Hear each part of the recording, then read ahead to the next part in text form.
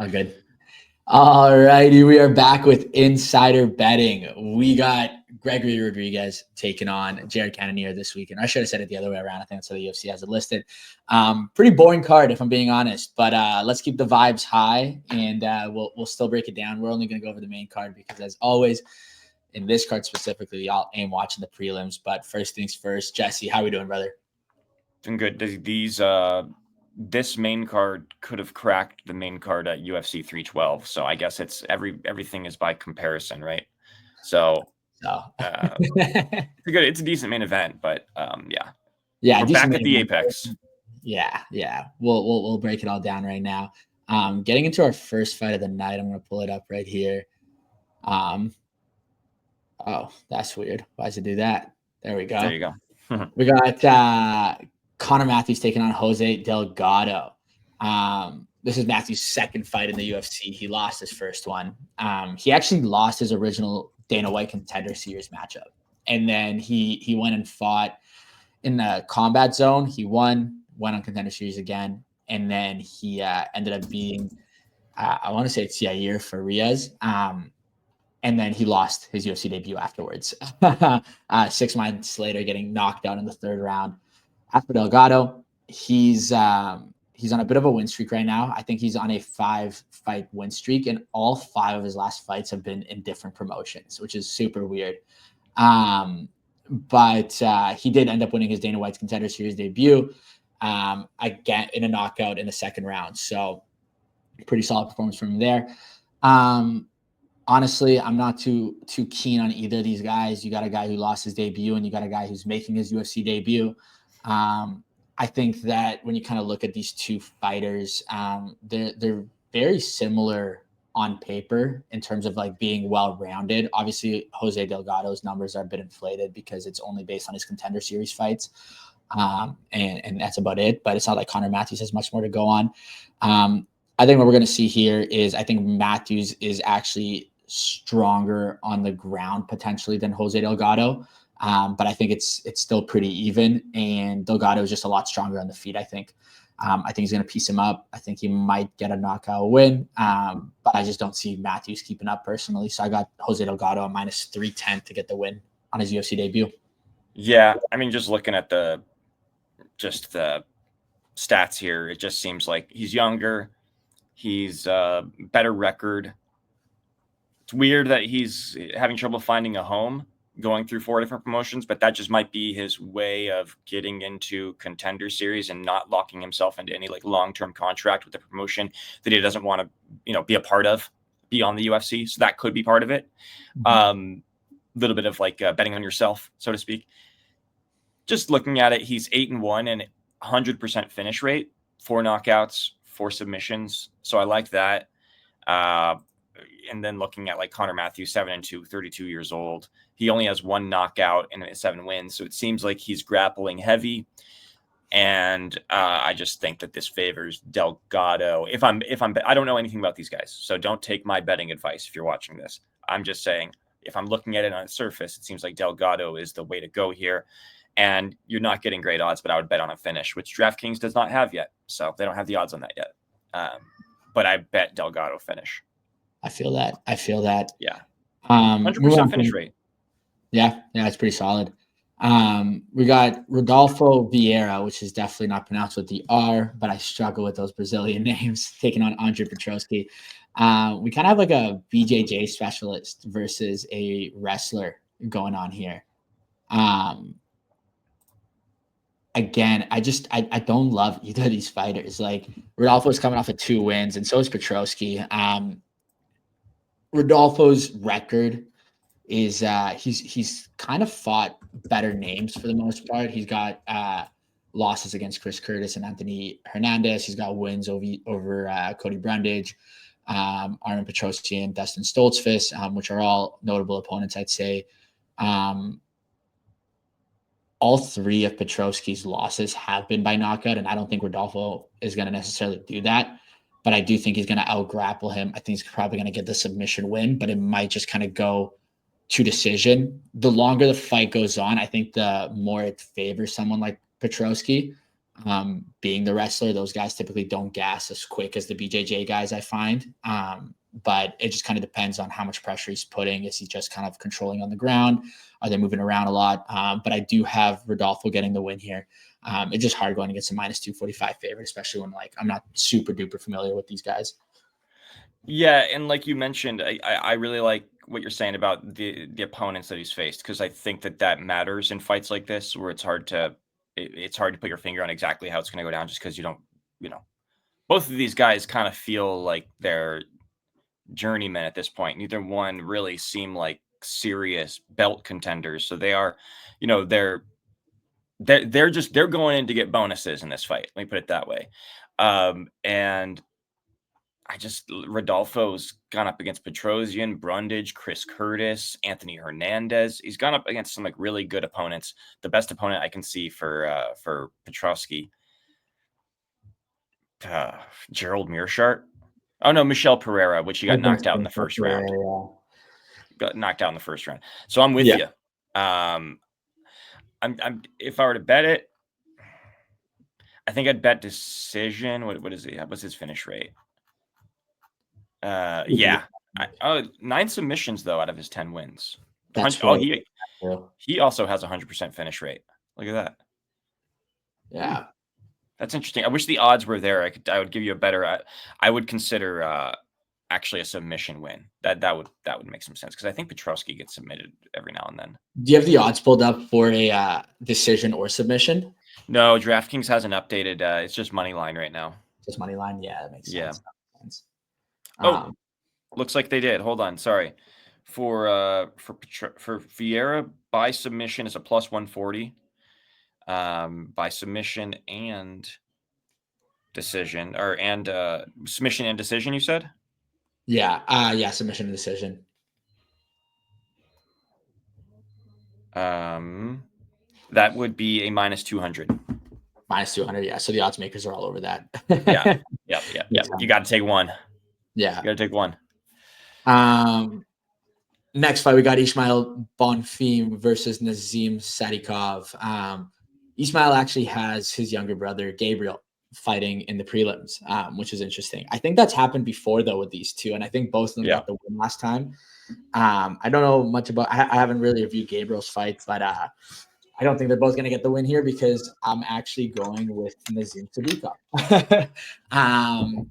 I think that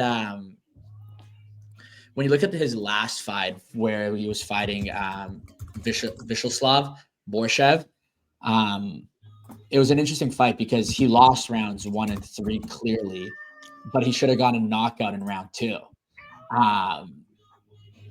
Borshev looked out. The ref got there a little late, and the fight kind of kept going, and then ended up being a draw, where Ismael he's fought his last loss is against Benoit Saint-Denis, which is very, very fair. He's also fought Terrence McKinney, Vince Pichel, but I don't know. Neither of these guys really have fought massive names besides Benoit for Ismael. Both of them have the win over Terrence McKinney. I think that someone like Nasim is just going to be a lot more technical. I think he's going to be a bit more patient potentially. And I think he's just overall very well skilled, and I think he matches up very well with Bonfim. I think we might actually see a knockout in this fight, or it could go to decision very much as well. But yeah, I'm going with the underdog here. Surprisingly, I love my OVEV last names. What can I say? Yeah, and it's funny, if you go watch our interview with Nasim Sadykhov that Mike Owens just got for Inside Fighting. He is an OV last name, but he talks like somebody from England, I want to say. I mean, he does not sound like a typical OVEV guy. Both of these guys finished Terrence McKinney when they fought him.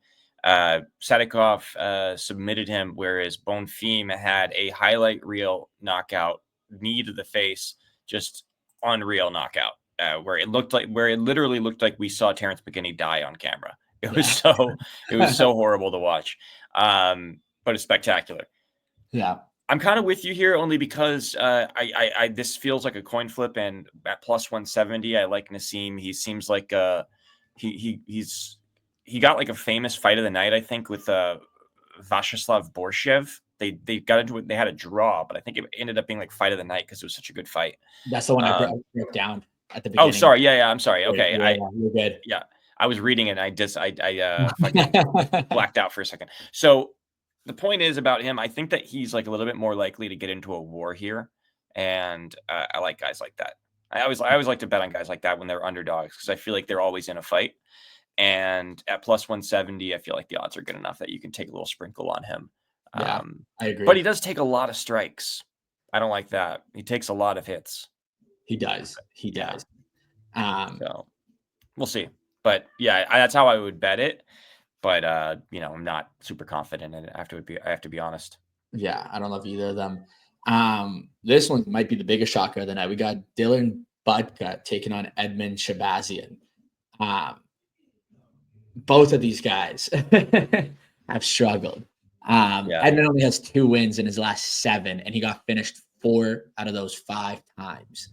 3, I think, were by knockout. One of those was by submission, I believe.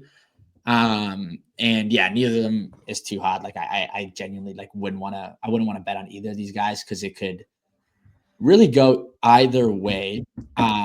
But you have Edmen, who tends to lose against some pretty high level guys. He beats the lower level guys. Then you have Dylan, who definitely isn't high level by any means. But he's a former college wrestler, which I think is important to note into like my next point here. He's 0-2 in the UFC, and he's a 3-1 underdog. But Edmen just seems to struggle against wrestlers, or just like against people who fight him on the ground. Like he lost to Gerald Mearshard, he lost to Anthony Hernandez. And don't get me wrong, Dylan isn't on those guys' level by any means at all. And can he catch Dylan and win by knockout potentially? 100%. He's got 11 knockouts in his 13 wins. But at the same time, do I think Dylan can take this fight pretty slow, shoot the takedowns, keep him on the ground, and maybe submit him, or maybe just kind of pull out a decision win? I think that's more likely than going with a fight like with a puncher's chance, Yeah. So I'm going with the underdog just because I think he has the skills to beat someone like Edmen, except like both of these guys are losers in the UFC right now, so you never want to pick a loser. Right. God, Shabazyan was like on his way to becoming like he was a hot name. Everybody thought he was like he was like a wunderkind, rising the middleweight ranks, high finish rate, everything that you like to see from a rising prospect. And he's still so young. He's only 27 years old, but he doesn't feel like he's a guy that's taken a lot of damage for somebody who's only 27. I don't know. Like when I think about Edmen Shabazyan, I like think of all these moments of like him on the ground getting his like head smashed by Imavov, by Anthony Hernandez. It just seems like he's taken a lot of damage at a young age. But I'm looking at Dylan Budka, and I'm not loving a lot of what I'm seeing since he's come to the UFC here. I think Edmen's due for a win, but I don't even think I'm going to bet it because it's I don't like the money line odds. He's too big of a favorite, and I'm not comfortable with him getting a finish either. A decision win for Edmen Shabazyan. That's how I'd bet this. Yeah, that's fair enough. So, yeah. Co-main event. This might be the most exciting fight of the night, or it could be the most boring fight of the night, depending on how it goes. We got Calvin Kattar taking on Youssef Zalal. I actually got to see Youssef Zalal fight in his last fight in UFC Edmonton. And I got a little interview with him after the fight. We celebrated his win a little bit, which was pretty cool. Interesting enough, he started his UFC career back in 2020 and on a 3-fight win streak. Then he went on a 3-fight losing skid, got a draw, and got dropped out of the UFC. Since then, he's on a 6-fight win streak, 3 outside of the UFC in Sparta, and then 3 more in the UFC. And since he's been back in the UFC, he's won by submission every single time, which is really cool. I think in his last fight, he actually, I think it was against Jack Shore, and he got like a knee in there, and then he got the submission. So he kind of knocked him out to get the sub, but he looked really good. I think we're going to see a little bit more of the same. I think it's going to be a slow fight. I don't think Zalal is going to rush any opportunity, but I think when he sees the opportunity, he's going to capitalize on it. So that's why it could be a very exciting fight, because there could be a finish if the opportunity arises. But I think Youssef Zalal is very okay with just taking the fight slow and winning by decision if he needs to, because he's already had 3 exciting finishes in a row since he's been in the UFC. And he just wants to beat a ranked opponent, right? Yeah. So he's going to take it easy. Is Calvin Kattar great? I think at one point he was. I think he's on his decline right now. He's got 3 losses in a row. He's only got 1 win in his last 5. I'm not too hot on him. I'm more so betting on Youssef Zalal being a good up-and-comer as opposed to him being better than Calvin Kattar, I think. Because he was a good fighter. He's getting older. He's declining pretty quick. He's losing a lot of fights. He's fought a lot of really good opponents. And I think it's just like going to continue catching up to him every single fight. Yeah, I mean, life comes at you fast, man, and no clearer example of that than Calvin Kattar, who at one point or another looked like he was rising the ranks, potentially going to fight for a title shot, and then he fought Max Holloway, and then he became a meme forever when Max Holloway did the "I'm the best boxer in the UFC," piecing him, no look, piecing him up, all that stuff. And since then, like you mentioned, 4 out of 5 losses. Seems like can't get a rhythm going, but he's gone up against such good competition. I mean, such good competition. Josh Emmett, Arnold Allen, Aljamain Sterling, Josh Holloway. Josh Holloway was in that show, was in Lost. Max Holloway, Giga Chikadze. Like, he's going up. Dan Ige, Jeremy Stevens, great opponents. Yeah. Youssef Zalal hasn't fought anybody of the caliber of Calvin Kattar yet. So I do think Zalal is a favorite for a reason. He's the right pick to win. I'm not betting on Kattar to win, but I will say that if you want to sprinkle something, because he's a plus 330, Calvin Kattar does have knockout capability. He does have it in him, and he can catch him. And especially if this fight stays on the feet, I think that's where Calvin wants to be. Because I think there's a clear advantage in physicality and just the submission skills of Youssef Zalal that Calvin Kattar wants to stay away from. We saw him just get backpacked by Aljamain Sterling for 3 rounds in his last fight. So you don't want to see that again. But if you think that Calvin Kattar could potentially catch him, a knockout for him is a plus 800. So if I would consider that my sprinkle of the night. If I $10 down, Calvin Kattar, you win $80. Or that would be my sprinkle of the night. That's fair. Interesting. But I am picking Zalal to win. Yeah. But the odds just aren't good enough that I think I would just rather parlay him or put a little sprinkle on Kattar to win by knockout. Yeah. I was gonna say take the over on the rounds as well, but they got over 2.5 at minus 220, which isn't worth it either, I don't think. No, it's not, because this could easily be a submission for Zalal. Yeah. We'll see what happens. What is Zalal by submission, actually? That's interesting. He's a plus 275. Yeah. Odds makers favor him going by decision at minus 135, which is interesting to see. Yeah. So that might be the bet. Yeah, I'm trying to see here. Submission or decision, minus 400. They're all over that. Yeah, of course. Of course. They're not going to give that to you. No. Jared Cannonier taking on Gregory Rodrigues. When I first saw this fight, I was like, holy fuck, 2 vets going at it. 2 oldies. Gregory Rodrigues just looks like he's over 40. The guy's 32. Yeah, he looks like a caveman, bro. Yeah, who knew? Not me. I think that this fight is man, I don't know. I don't want to pick against Jared Cannonier. I think we've seen really good glimpses of him, especially when you look at his fight against Imavov. That one kind of still feels like a robbery. Kyle Baralio, he went the full 5 with. Didn't feel like a robbery. Felt like Kai should have won that fight. But for Jared Cannonier to go 5 rounds with someone like that, who's a young up-and-comer, shows that he's still got something in the tank. Yep. I think it's going to come down to who can control the center of the octagon more. Whoever's on the back foot getting pushed up against the cage, the entire fight's going to struggle. They're going to gas quicker as well. And I don't know. Again, a fight I don't really want to pick because I don't want to pick against Jared Cannonier, but I think with age, just like Calvin Kattar, you decline a lot quicker.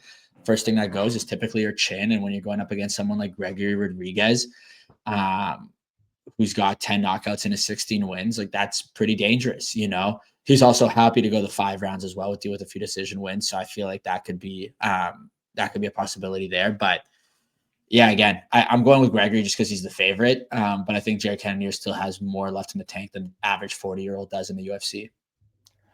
No, I agree with that. It comes down to just being an elite athlete, right? Jared Cannonier, since cutting down from heavyweight to middleweight, I mean, just the frame on that dude, he is he's built like a brick house, and it's crazy. Every time I count this guy out, it seems like he comes back and then he beats Strickland and Vettori back to back.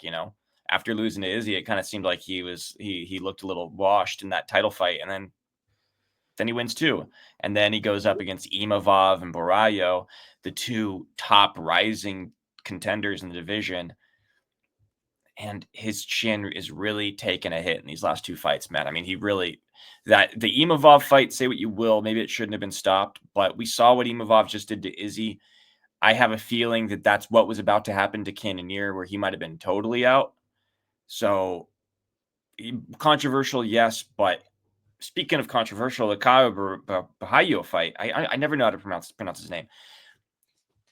That fight should have been stopped. Caio had him basically knocked out, but he somehow survived because it was like the final 40 seconds, got to a decision loss, but he's taken some heavy hits. And when you get up there in age and you take those type of hits, like, I don't care how good of an athlete you are, you just start to naturally slow down a little bit. And this happened to Mike Tyson late in his career. Every punch, even if it's not a big one, they just start to feel worse and worse as you get older. And it affects you more and more, and it slows you down more and more. And I just think that this fight's kind of going to start being over as soon as Gregory Rodrigues lands like one hit. That's what I'm worried is going to happen with Cannonier here, that his chin is gone. I hope I'm wrong, because I really like the guy, and I think at plus 185, you're getting awesome odds. Like awesome odds to bet on a guy that was just fighting for a title 2 years ago. And against Gregory Rodrigues, who's never fought anybody of this caliber, who's gone up against the literal best in the division and won. So I don't love it for Cannonier. I think Rodrigues is going to win. The odds are tempting, but I do think Rodrigues takes this one because I think the chin's just gone. Yeah, it's funny. Like, Rodrigues really hasn't fought anyone that big. And to be a 2-1 favorite against someone like Jared Cannonier just seems nuts. But I think it's for a reason. I think the odds makers are seeing the same thing we're seeing, is that Cannonier has gone rocked the past couple times, and it really just only takes one really good punch to get him rocked. So that's all. But yeah, we'll see what happens. Again, a bit of a boring card, but we have honestly another boring-ish card next week in Seattle for what is it? Cejudo versus Rob Font is the main event. Yeah, and it sucks because Dominic Cruz was going to have his retirement fight and everything there, and now that's not happening anymore. That card is yeah. So it'll be it's a good main event. Yeah, but could always be better. Yeah, exactly. It's like for a fight night, it would be a fucking pay-per-view opener. Any other card. Yeah, I agree. Anyways, it's been a pleasure. We'll be back next week. We have Cody going live on Saturday. Highly recommend tuning in. I'll be there. We got Mike Owens posting a podcast every Monday. We got Hayden. He's posting a bunch of hilarious skits on Inside Fighting's Instagram and other channels as well. So anyways, if you haven't already, like, follow, subscribe, and yeah, we'll see you guys next week. Let's go, Obama.